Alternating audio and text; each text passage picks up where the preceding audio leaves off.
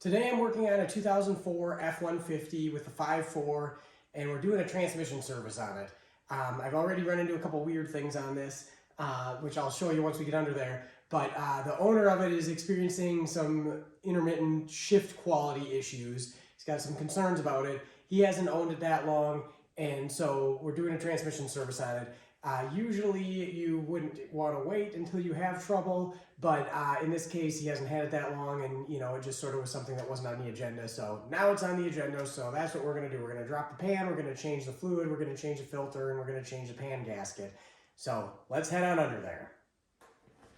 So before I get into the weirdness that I already found, I went to NAPA and I picked up a case of Mercon V, what the manual recommends. I just got 12 quarts. I'll report back and let you know how many quarts we actually use in the end here. And then I picked up the Platinum series of the filter and pan gasket kit. This has the metal framed rubber gasket, which is probably what this truck already has in it, but this is an 04, so we're going on 20 years old. So I just like to put a new one in and not have any issues. So that's what we picked up here. And so we're gonna drop the pan, but when I was taking a peek under here, I realized that we've got good access all the way around, or we're supposed to have good access all the way around to get to all these bolts. Well, I couldn't get to the two right in the back here, and at some point, there again, I don't know a lot of history on this thing, but somebody had put the transmission mount in backwards, which you can totally do. It fits in there, but the holes are offset, so if you put it in backwards, it's sitting too far forwards and it's covering up these two bolts. So I already put the tall jack stand under it, lifted up the transfer case and transmission, unbolted that mount, flipped it around and put it back together again. So if you are lucky enough to run into a similar scenario, that's the problem. Super weird, haven't seen that before, but I guess there's a first time for everything. So that being said, I'm gonna drop down the pan here. I've got my drain bucket here ready to go, and I'll put a link in the description, but I've got this this handy, whatever you want to call it, extra large catch here, which is great for transmissions. It's almost guaranteed you're going to make a mess. This helps reduce the chances slightly of that. So we'll get this thing dropped down. So basically the way I approach this is I'm going to try and tilt the pan down, and this seems like the less messy end because we don't have a cross member right there to spill on and run all over and everything. However, those bolts are a little tougher to get to, so I think the best way to go is going to be to work our way around this way and then do these bolts last. So I'm going to have this ready to go in case it starts dripping. It'll probably start dripping before I, fully have it loose, but we should be able to get a lot of them out before we get to that point. And it's just a 10 millimeter socket that I've got for all of these bolts.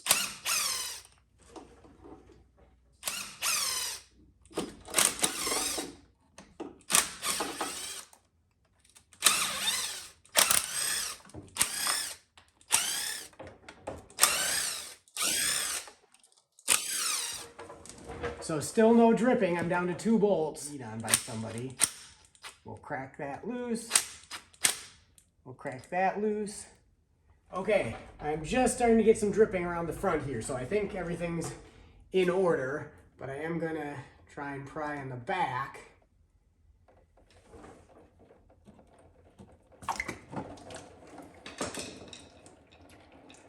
Just crack it, and once it starts draining, just let it drain. It is not a rush. You will make a bigger mess if you try and quick drop this thing down. So I'm going to loosen up these bolts just a little bit more. I'll let it tip just a little bit more.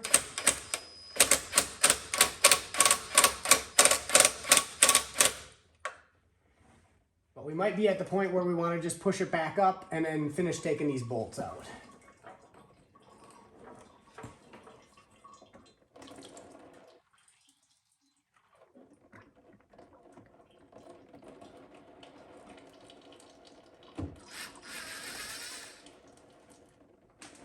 One more bolt.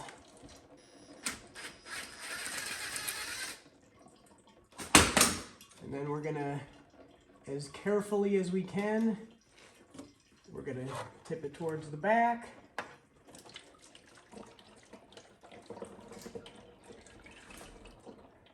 little bit running down my arm, but all in all, that's about as good as you get. So this fluid looks pretty good, which I'm happy to see. It doesn't explain any problems, but you definitely don't want to see a super, super dirty fluid and pan. So far looking good. So I'm gonna pry this filter out of here. It just inserts into the valve body right in the front here, so that doesn't take too much prying. And then there's also gonna be an O-ring captured in there. If you look at the new setup, you can see there's this O-ring on the filter, and our old one is stuck up in there. So we're gonna grab a pick to pull that down. So if we reach right up in here, we should be able to get a grip on it. And there we go, got that out of the way. So we wanna let this drip for a while. I'm gonna pull. Okay, so somebody's been in here before because this gasket does appear to be RTV'd on, and it is not the metal framed gasket that I believe all of these had from the factory. So that makes me especially glad that I got the kit with that gasket, because I did not have the same gasket on this thing to start out with. So I'll kind of dump this out a little bit. And this really doesn't look bad. There's probably a little bit of metallic goop on that magnet, but I've seen much worse than this.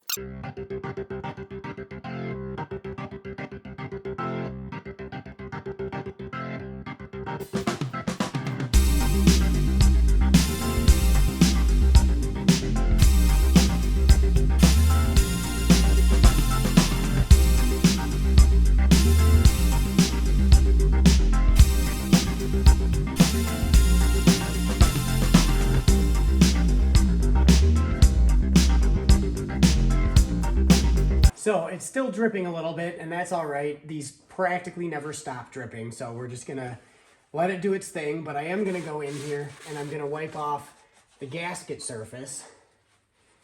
With this gasket we're using, it doesn't have to be dry, but you just wanna make sure that there's nothing, no dirt or anything like that on there, or RTV for that matter. We did have a lot of RTV to clean off the pan, and if this looks like it's gonna be a problem, we'll have to do a little bit of cleaning on this one too. It looks like the RTV really did not stick to this at all, so that makes our job a little easier. So at this point, we're ready to put the new filter in. So just make sure you get that positioned. There's not really a way to screw this up, but make sure you do get it positioned the right way. Push it back up in there. It should sit in there. Then we're gonna grab our pan and gasket, and we're just gonna line those up, and we're gonna sneak this back in. And we're gonna try and get a couple bolts started. And that's enough to hold it in place for the moment. So now I'm gonna grab my cordless tool, and before you cringe, I'm not going to just hammer these down.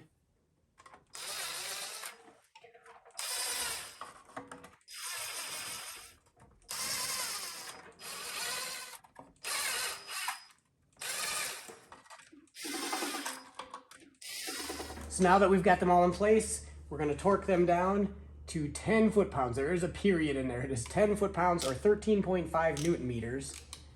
I don't know if it matters. They say to do a cross pattern on a lot of things.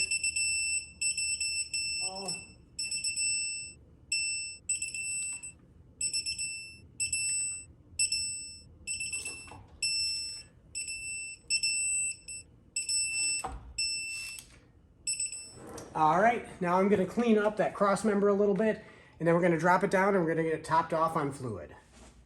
So here we are under the hood, and the transmission dipstick and fill tube is right here, just back from where the oil fill hole is. So we're gonna pull the dipstick out of here, and then we're gonna get a funnel in here. But we'll get that in there, and then we're gonna start pouring the quartz in. So here we go, this stuff is from NAPA, and it's the Mercon V, just like Ford is calling for.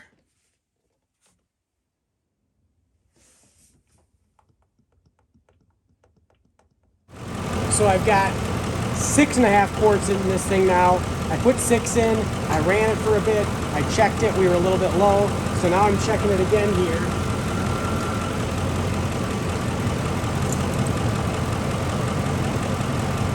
All right, so that looks, we'll see if we can get in focus here. We are right where we want to be, and that's with 6.5 quarts. So we've got it wrapped up here. 6.5 quarts is what it took me to get this one topped off.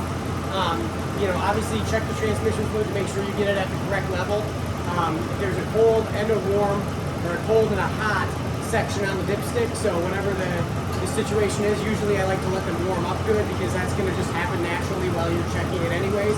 So give it a few minutes, definitely let it warm up to operating temperature, and then you can check it in the hot range, make sure it's topped off, and you're going to be good to go. I'm going to take this thing out for a road test. We're done with this one, so we're going to send it down the road.